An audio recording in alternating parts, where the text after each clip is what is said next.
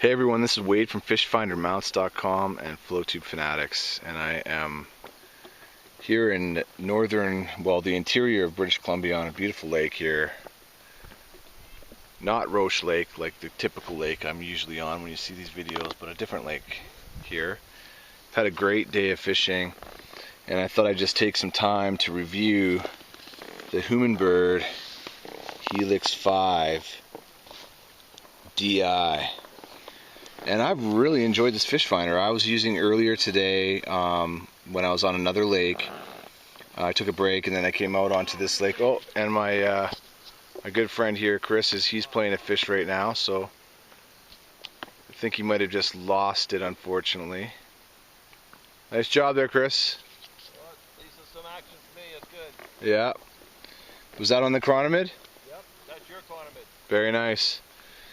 So we've got this Humminbird Helix 5 DI I've been using, and I've been really impressed with it. I was using the Elite 4X Chirp today from Lowrance, and I really like their menu systems and stuff like that. But I have to say that I have to become more of a Humminbird fan, because the clarity of this screen has been incredible. Like, if you go and you look at the view here right now, you can just put it on strictly DI or various different functions, and in terms of the brightness, actually brightness here is adjusted like with Lowrance. You just hit the power button here and you just hit go to light, and right now it's on 10. This is bright enough, and it's been really sunny. Like, I think I had it on 8 earlier or 7 or whatever, and that is plenty bright enough on a really sunny day, whereas I had to have the Chirp, Elite 4X Chirp on like a 9 setting out of 10, so that's good because it saves you your battery.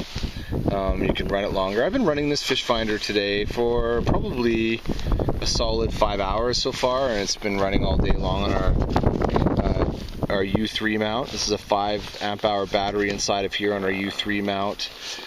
And of course, you see all the different holes that are drilled in here, and then, you know, we've got the holes pre-drilled for the Helix 5 DI, or any Helix 5, it's the same thing. And you can see the transducer down here in the water.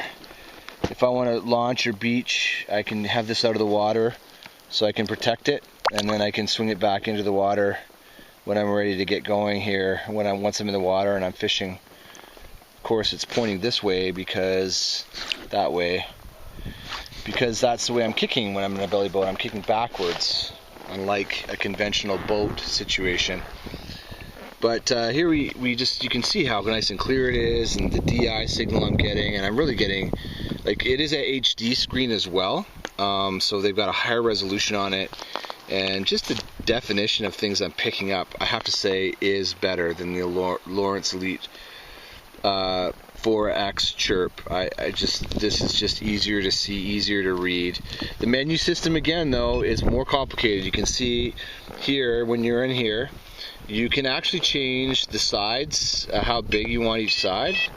If you select the right or left arrow, then you can do that, and then you can change the size of the position, so you have very little of the DI or a lot of the DI, what have you. I like to keep it at around 40, so it's equal. 40 gives you equal positioning. So you can see there's 40 there.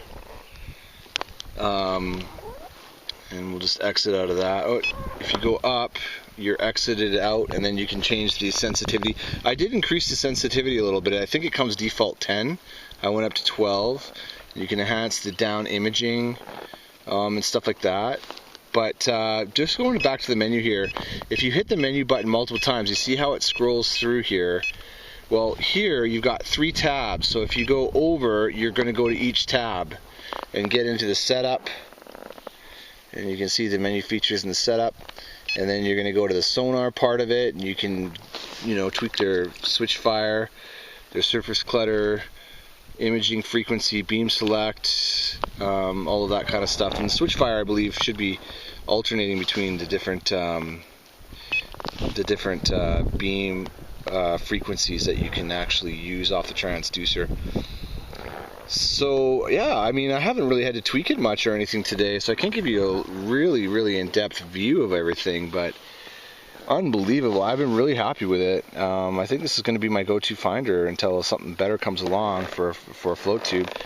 I mean, I like the Lowrance Elite 4X where it goes up vertically. It's a little bit more compact, but this hasn't gotten my way at all. It's a sort of a 5-inch screen diagonally. Now the Lowrance Elite 4X chirp is actually the same size, but it's kind of this way vertically. So this is kind of a nice format, but you've got this chunk of extra stuff here. I also use the Dragonfly 5 DVS, and that's a really cool product too. But I'm kind of a techie guy, and I like lots of menu stuff and features and tweakability. And the Dragonfly didn't have as much tweakability as this Humminbird Helix 5 DI. So I've really been enjoying it. I think it's a great product. I think it's well worth the money. It's for the money to get a down scan imaging. We paid about $250 US for this, so I mean, you can't beat that. It's just a fantastic product for the money. And I think in the range of prices and packaging, if you want a side imaging product, you're looking at about $500 on this form factor here. And they've got I know that they have the Helix 7s coming out soon too. So those I expect will be very cool. Hopefully we can do a review on those as well. Anyways, this is Wade from fishfindermounts.com and Float Tube Fanatics, and you can call us at 1-855-784-3474 to get your perfect fish finder mounting solution today. And we're just having a beautiful mid-September day out on the lake here, fishing away. And my buddy Chris here got a nice fish on. He's on a Fish Cat 4 there. He's got the Elite 4X HDI, which is the last generation of the Lowrance stuff, and it's great. It's a great finder too.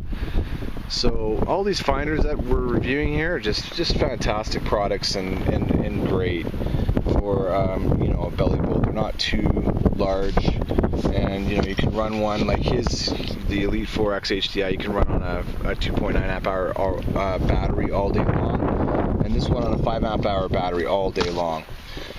So this is Wade from fishfindermounts.com. I should also mention too, this product here doesn't have a standby mode like the Lowrance stuff and the Dragonfly stuff, which is disappointing, because you have to actually power the thing down. Once you dial into fish, you don't need it anymore. I'm anchored right now. I really don't need it on, but I'm doing a review for you guys, so I've got it on. But I have to power this thing right off, and I have to go through the boot up screen again. It takes a little bit of time. Whereas with the Lowrance and Dragonfly stuff, you don't have to go through any boot up. You can put it on standby, puts it into screensaver mode, powers the screen down essentially, and then as soon as you hit any button, it just comes right back on to life, and away you go. So that's a cool thing. That's a contrast, so you guys can kind of, like, you know, you who are looking at different finders, what's the pluses and minuses. The Lowrance stuff, and the Dragonfly stuff, they have a rotating base. This has a fixed base. It's a gimbal bracket. You can see down here it's not moving, but with our product it doesn't matter, because you can swivel this 360 degrees really nicely, so you know, it negates that issue, and then you just lock it down here with the thumb screw. So it's a beautiful setup here, and I'm really enjoying it. And you can see here again is the transducer, the down scan imaging transducer from Humminbird for the Helix 5 series. So this is Wade from fishfindermounts.com and Float Tube Fanatics. Really like this Humminbird Helix 5 DI. It's got the down imaging on this product here, and obviously the traditional sonar as well. So I'm looking at both screens here right now. Thanks for watching, everyone. Take care and have a great day. Bye-bye.